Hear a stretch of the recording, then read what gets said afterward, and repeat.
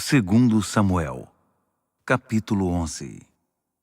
Um ano depois, na época em que os reis tinham o hábito de sair à guerra, Davi enviou Joabe e seus oficiais e todo Israel com a missão de eliminar de uma vez por todas os amonitas.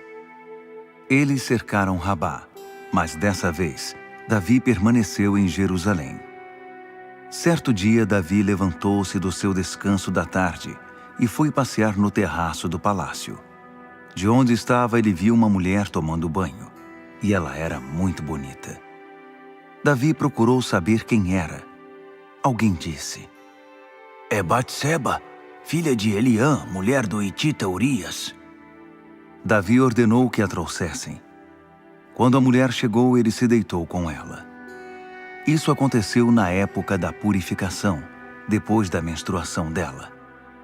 Ela voltou para casa e, algum tempo depois, descobriu que estava grávida. Batseba mandou o seguinte recado a Davi: "Estou grávida." Davi mandou dizer a Joabe: "Traga aqui Urias, o hitita." Joabe o enviou. Quando ele chegou, Davi quis saber notícias da batalha, como estavam Joabe, as tropas e o combate. Depois disse a Urias: "Volte para casa, tome um banho relaxante e tenha uma boa noite de sono." Depois que Urias saiu do palácio, o rei designou um informante para segui-lo. Urias não voltou para casa. Naquela noite ele dormiu na entrada do palácio, no qual ficavam os criados do rei. Davi foi informado de que Urias não tinha voltado para casa. Ele perguntou ao hitita: "Você não acabou de voltar de uma longa viagem? Por que não voltou para casa?" Urias respondeu a Davi: "A arca está na tenda com os combatentes de Israel e Judá. O meu senhor Joabe e seus servos estão tendo dificuldades no campo. Como eu iria para casa comer, beber e dormir com minha mulher? Jamais poderia fazer isso." Davi respondeu: "Tudo bem, faça como quiser. Fique hoje aqui e o mandarei de volta amanhã." Urias ficou em Jerusalém o restante do dia. No dia seguinte, Davi o convidou para comer e beber com ele e fez que ele se embriagasse. Mas à noite, mais uma vez, Urias dormiu onde ficavam os criados do rei e não voltou para casa. De manhã, Davi escreveu uma carta a Joabe, a ser entregue em mãos por Urias. Na carta dizia: "Ponha Urias na linha de frente, na qual o combate é mais intenso. Depois, retroceda a tropa e deixe-o exposto, para que ele seja morto." Joabe, mantendo o cerco em torno da cidade, pôs Urias no local em que o inimigo estava atacando com maior ímpeto.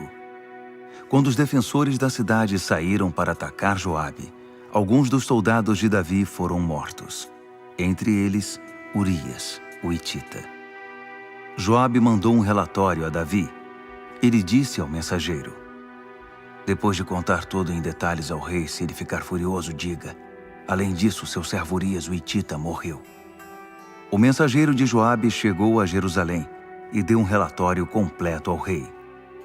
Ele disse: "O inimigo era muito mais forte do que nós.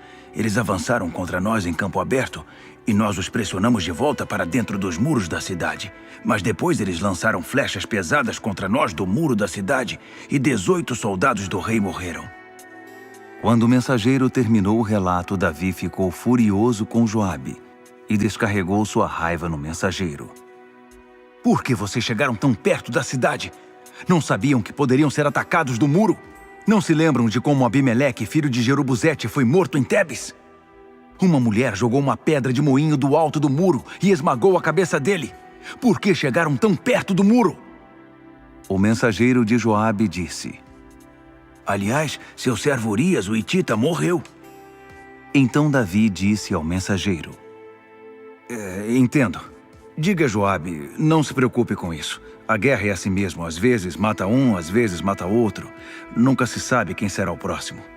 Reforce o ataque contra a cidade até destruí-la. Trate de encorajar Joabe."